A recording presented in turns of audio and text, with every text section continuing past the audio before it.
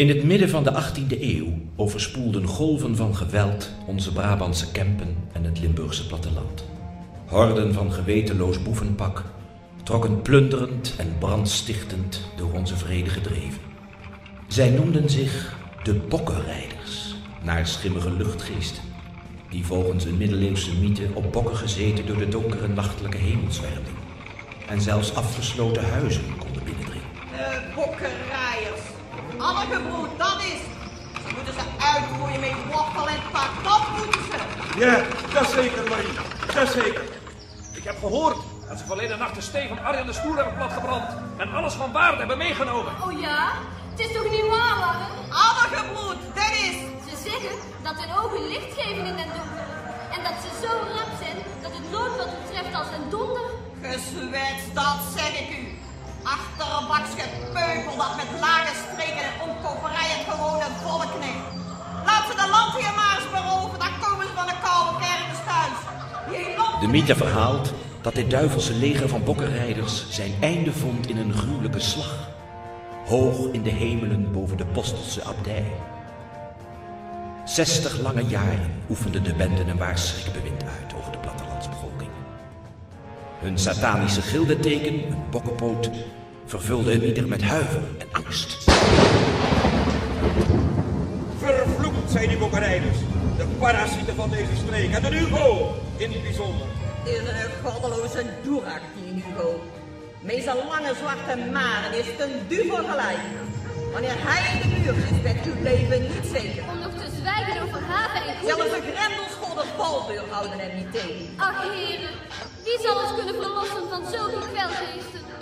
Een godslastelijke bandiet, dat zeker. Maar bedenk wel, hoogmoed komt voor den val. Dat kan wel zijn, jonge peer, maar voorlopig trekt hij zich daar niets van aan. Als jongeling deugde niet alleen. Altijd tegen het regeur in. Je zag het toen al aankomen dat je een deugd niet zou worden. Hoort hier het verhaal van Hugo. Hugo van de Loonse Duinen, die zich bij dit gemene pak van rovers aansloot. Een man zonder enig mededogen, bezeten van een tomeloze hebzucht en gier naar geld. Hugo, de bokkenrijder.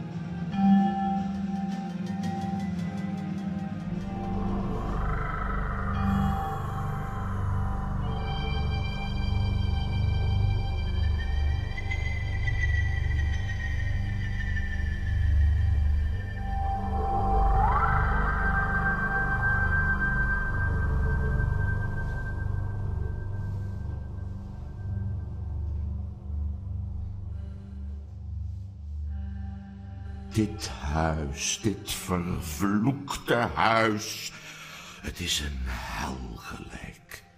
Die ene vervloekte avond in de Belgische Kempen. De zon stond laag en we zochten bedden voor de nacht, maar van dorpen was geen spoor.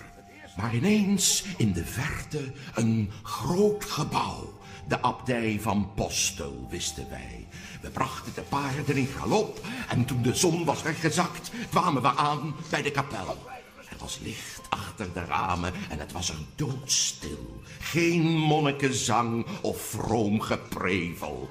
Achter de kapeldeur gouden kelken en zilveren kandelaars voor het oprapen.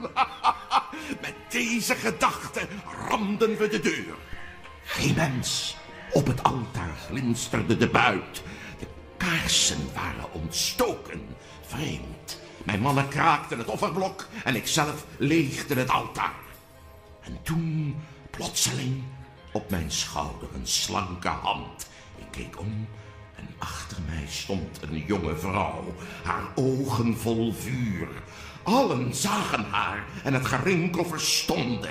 Ze leek te zweven in haar lange witte kleed. Even voelde ik iets van angst en ze sprak tot mij. Gij, Hugo van de Loonse Duinen, gij ontheiligt hier dit huis.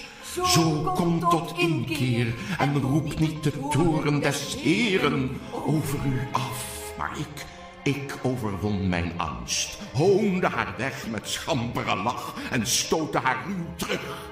Ik riep de mannen op te gaan en zag dat zij zich oploste in het niets. Een dag later bereikte ik mijn huis. Ik schrok. Bovenop de gevel stond zij, de dame uit de kapel. Haar armen wuifden als wiegden ze op de wind. Ik hoorde haar stem als zweefde die in mijn hoofd.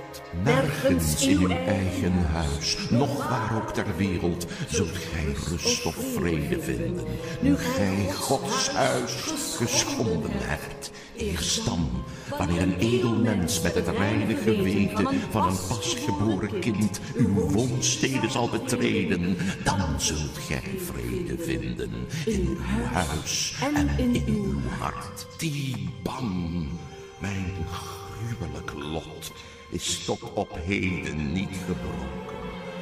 Treed binnen met een reine ziel, opdat de doem valt van dit huis en mijn ziel de rust verkrijgt waar ik zo hevig naar verlang.